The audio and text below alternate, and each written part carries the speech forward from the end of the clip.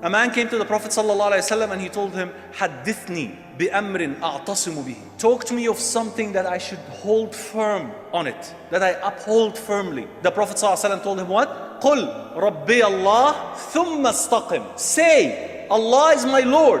This is the shahada, the declaration that Allah subhanahu wa ta'ala is the king, is the creator of everything that exists. Say that, believe in Allah subhanahu wa ta'ala first, then be upright, then remain firm upon that saying. After shahada comes istiqamah. You know the scholars would say what? Al-ibra laysat biman sabaq, al-ibra biman thabat. Allahu Akbar. They would say that Allah subhanahu wa ta'ala will determine your destiny, whether inshallah Jannah, or may Allah subhanahu wa ta'ala save us from hellfire, not because you became righteous before others, no, but by the quality of being steadfastness upon the straight path. That's why every day, every salah, in our prayer we say what? Ihdina as-sirat al-mustaqim. Don't we say that every day? Didn't Allah subhanahu wa ta'ala guide us already?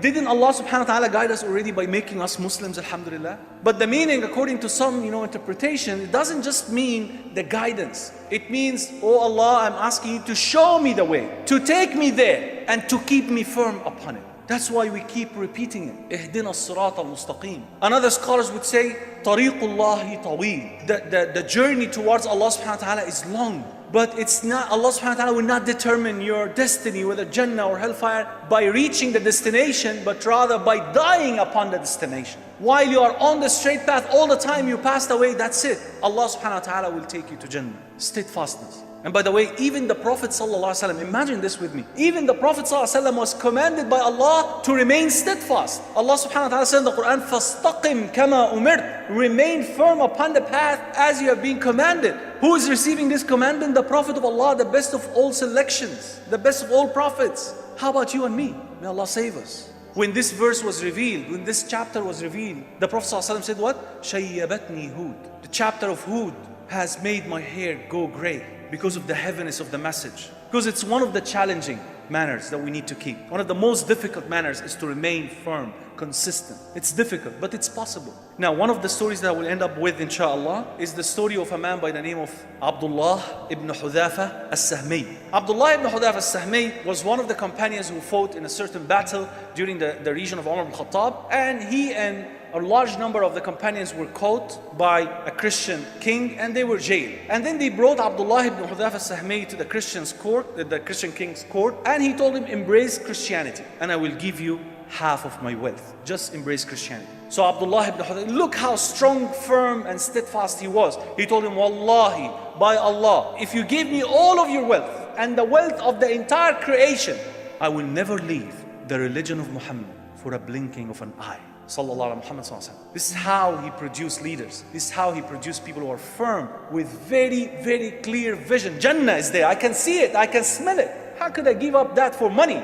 And look, Abdullah ibn Hudhafa as-Sahmi could have, may Allah please with him, he could have easily said, no, thank you for your offer. I'm not interested. He could have said that. But look how firm, look how the choices of word he had. By Allah, I will never leave the religion of Muhammad by a blinking of an eye. He told him, okay, I'm going to give you my daughter in marriage. He said, who told you that I wanted to marry?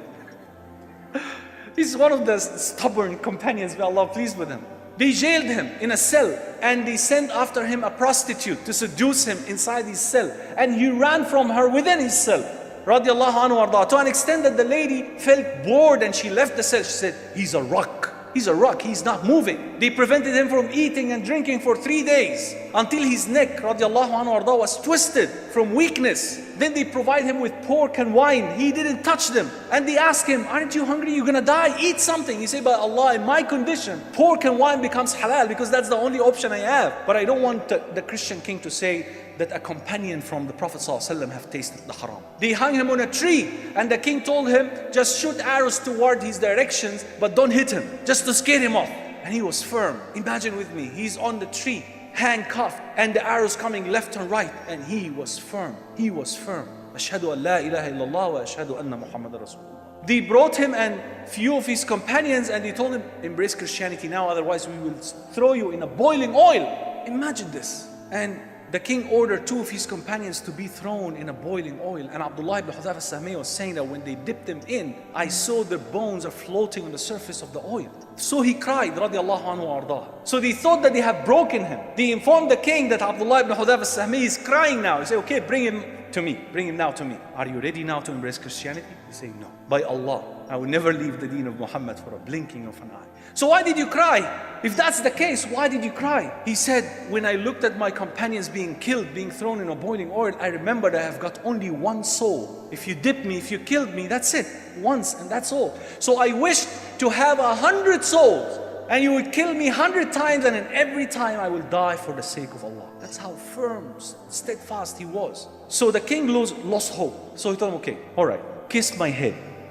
You see, kiss my head and I will let you go free. He said, no. He said, even I will not allow you to kiss my head. Radiallahu anhu arda. He said, okay, kiss my head and I will let you go free, and I will free 60 of, the Muslim prisoners. He said, no. Okay, kiss my head and I'll let you go free, and with you 120 prisoners. He said, no. Okay, kiss my head, please. And I'll let you go free, and with you 300 of the companions. He said, okay. He agreed. He was doing this to free his friends. And he went up to the king and he kissed his forehead. And he was freed with 300 companions, and even the king gave them some concubines as gifts.